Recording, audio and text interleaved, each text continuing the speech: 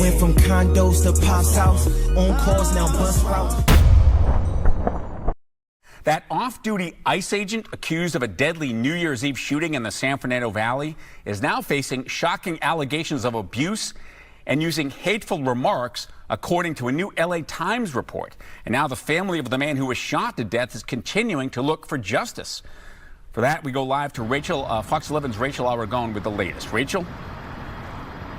Well, Phil, the attorney for that family telling me earlier today he believes that these new explosive allegations first reported by the LA Times, he believes this could be the basis now for either a hate crime or possibly a race-related crime. Take a look here to get some background on this New Year's Eve killing. We know that 43-year-old father of two, Keith Porter, was fatally shot just after 10:30 p.m. by an off-duty ICE agent at an apartment complex in Northridge. LAPD said Keith Porter was firing celebratory shots in the air with an AR-15 style rifle.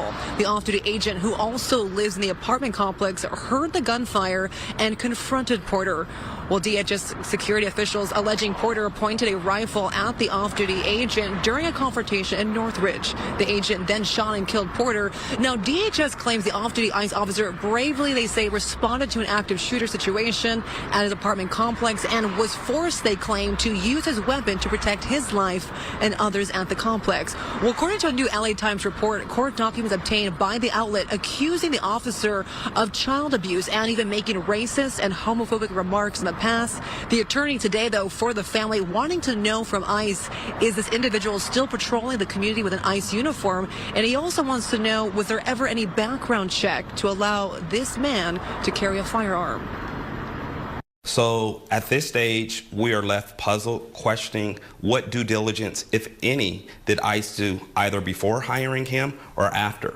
So it appears as though either it was a negligent hire or negligent retention, because this information certainly could be discovered.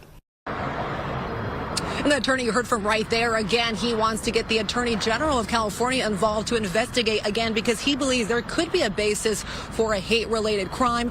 We also reached out to DHS earlier today about those explosive allegations first reported by the LA Times, and we are still waiting to hear back.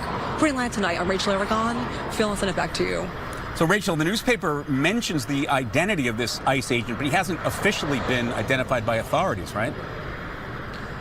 Correct. The LA Times does, in fact, identify that man based off of other court filings that identify him. So we reached out to the attorney for that off-duty ICE agent. And this was interesting, Phil. She talked to me just a few minutes ago. She says that there was an investigation into child abuse, but she said that the allegations were unfounded. There was no evidence following the investigation of child abuse. She also says that her client denies making any racist remarks. And she also says that her client acted in self-defense, not just for himself, but also for the apartment complex. And she refutes what the attorney says. She says there is evidence to show that her client had a gun pointed in his direction by that man in Northridge. So again, you have two different sides here, but definitely a story will continue to follow. You know, this is terrible because this could have been me. This could have been you. You know, I understand that he was using his gun, but he was just celebrating, you know, New Year's Eve and everything like everybody else, right? So it's just a sad situation because when you think about it, you just never know, man. As a black man out here, you just never know. And I gotta say that because we deal with a lot.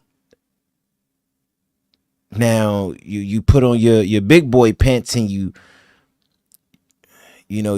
go through what you have to go through, but you know, you looked at like a threat when you're just celebrating, you know, with your family.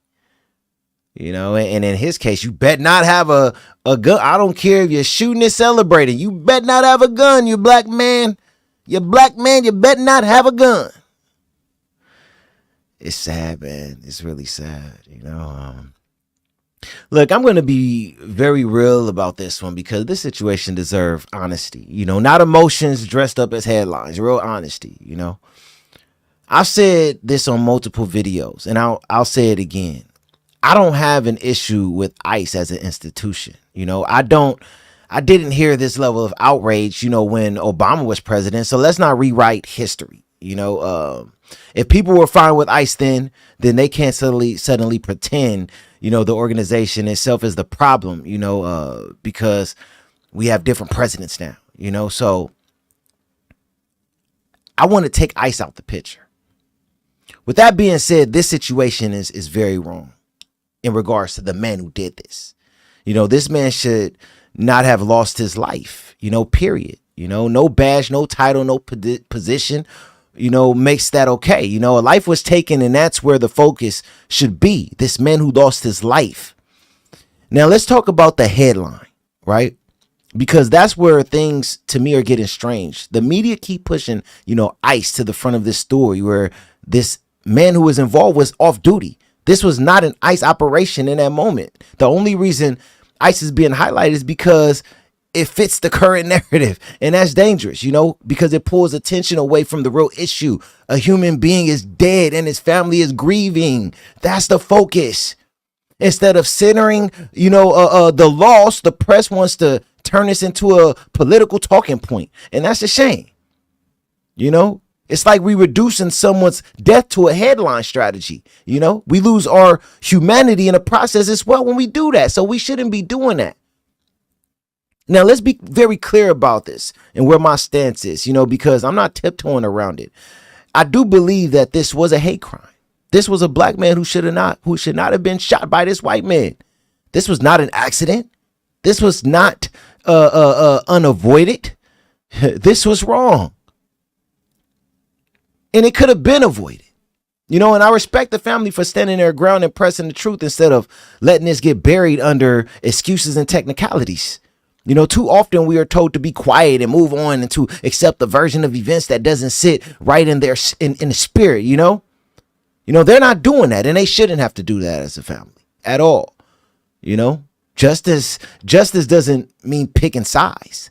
Justice means telling the truth even when it's uncomfortable. And if we're going to be fair, we have to be fair all the way across the board, not just when it benefits the system. And that's facts. You know, I ended with this because this is the real, you know, lesson in all of this. You know, learn to do right, seek justice, defend the oppressed. That's Isaiah 1:17. You know, that verse doesn't come with conditions. It doesn't say only when it's convenient or only when the headlines agree. It says seek justice, period. And that's exactly what this family is doing. That's where the focus should be. On the family. What happened? Yes, this was a hate crime. Yes, the dude who did this, who was an ICE agent, but he was off duty, so he is working in law enforcement. Yes, he is wrong for what he did. It have nothing to do with ICE. This man made a bad decision. It was a hate crime. He should go to jail for life, if you ask me. And the family should be compensated for what happened. But let's focus on that. Let's focus on the family. Let's focus on seeing this man locked up for what he did. And let's stop focusing on headlines that sound good because of what the climate at this time is going through and dealing with in regards to protesters, ICE, and everything like that. That isn't what this is, man. This is something totally different. And we have to call it out. And that's why I'm calling it out. When I saw what happened to this man, I saw myself. And it had nothing to do with ICE or anyone. It had everything to do with being a black man and dealing with discrimination in this role in which we still deal with, right? And not being treated like a human as a black man by someone who is not black. In this case, this white man. And him playing God and taking his life. Let's focus on that. That's what this really is. Not ICE, not President Trump, what's going on out here right now. Let's focus on that and show love and support to the family. I had to show